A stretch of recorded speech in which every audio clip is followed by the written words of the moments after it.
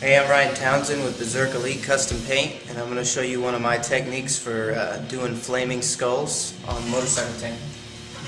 First, I found a skull, and I cut out the eye sockets, the teeth, the nose, both sides of the teeth. I cut out little guidelines for the jaw and the outline border. First thing I'm going to do, I'm going to paint this entire thing with a foggy white. Then I'm going to place my stencil down on there. Use black to map out where the eye sockets go, and then use white to map out where the teeth go, and then you'll see me peel away and map out the rest. So here we go.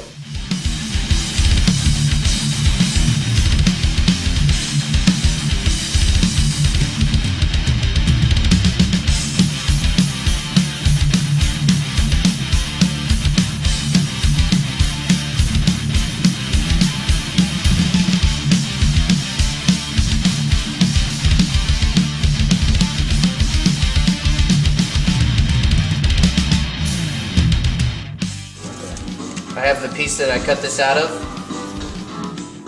right here, to use as another shield. If you're wondering why I didn't do this to begin with, this doesn't wrap around here very well. And it stretches the skull out if you try to put it down like that. If you put this down first, it leaves the skull so it doesn't get out of shape.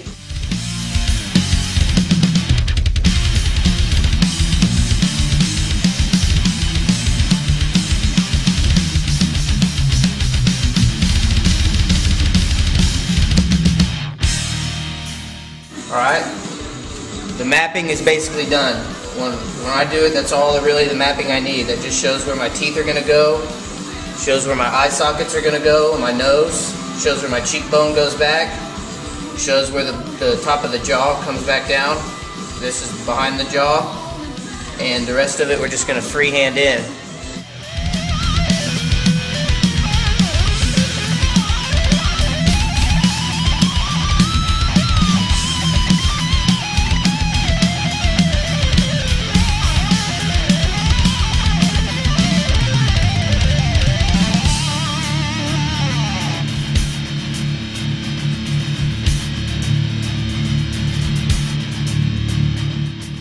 Right now,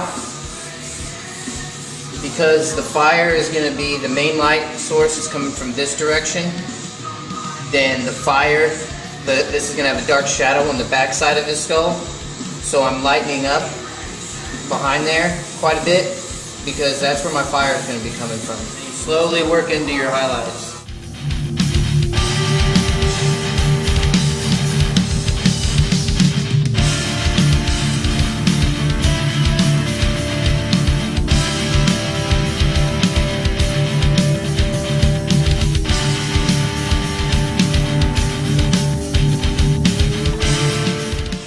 Okay, now before I had over-reduced white, I've now switched to over-reduced black to re-establish my shadows. So here you work from your darkest shadow.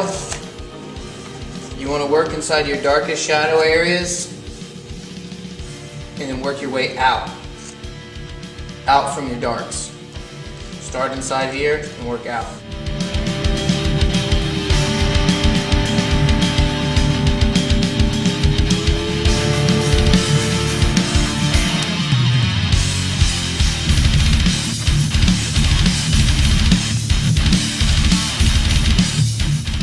Right now I'm in real tight with my micron. I got a Iwata Custom CM micron.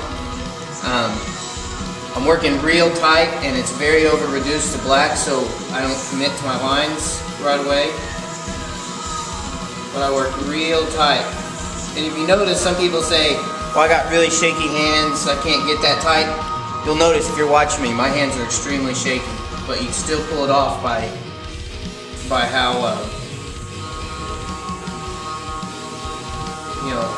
much control. You use this hand right here to cup and lean on your piece when you're trying to get real fine control. You cup your hand this way and you use this hand to basically be a stability.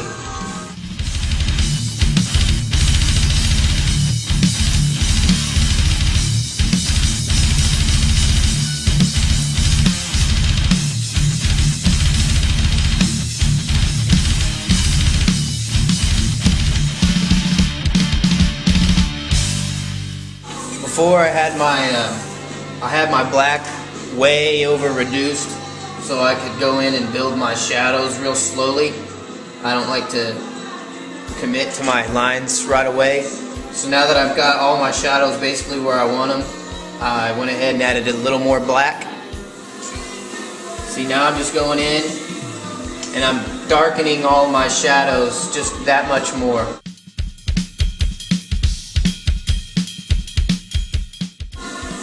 Because before, when I have it over to reduce, that's just kind of building a texture. So I can scribble a lot more and it's not so committed to the line.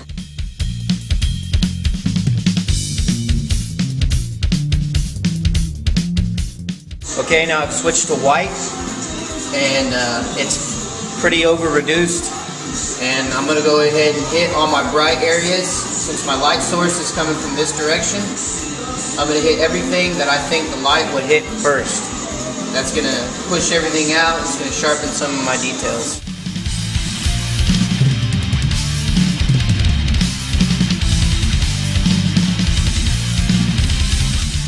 Alright, right here is Candy Apple Red. It's a transparent paint.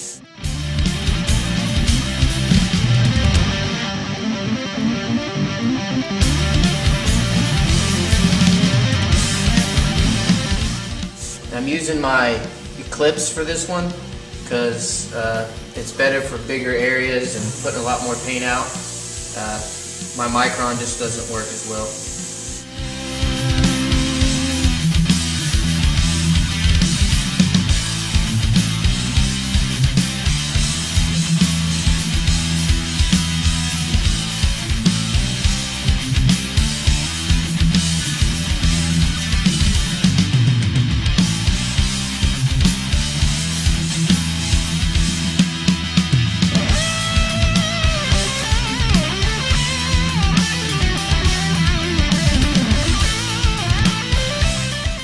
Alright, now I'm switching to Candy Apple Orange. Or not Candy Apple Orange. Tangerine.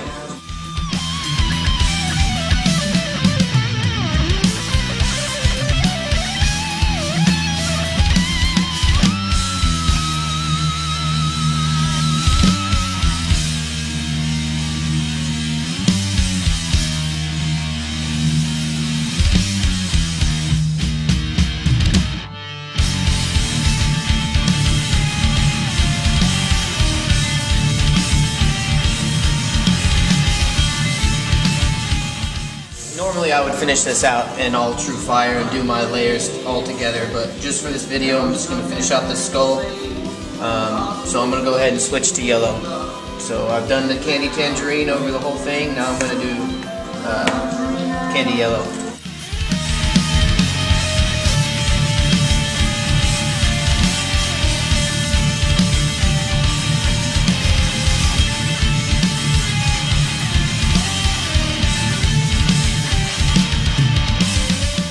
Alright, I'm going to go ahead and pop out some of these highlights.